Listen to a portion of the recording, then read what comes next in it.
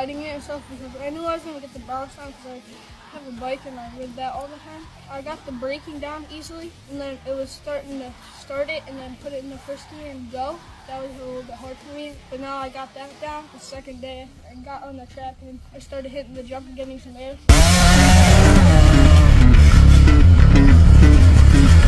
I'm taking all the pieces that I need to succeed. And today, I popped a wheelie by accident, and then over there I started getting a lot more air than yesterday. Outside problem of the mind, you all playing the same. In your head, you can't escape the same. I've been looking around for the rest of people you know. They got that right. What a self-care. There's no choice in me. What are you looking for? I'll never know what I can. Will you ever pick yourself? Why don't you just fucking give up? How do you like the show? And now we're gonna wash it up. I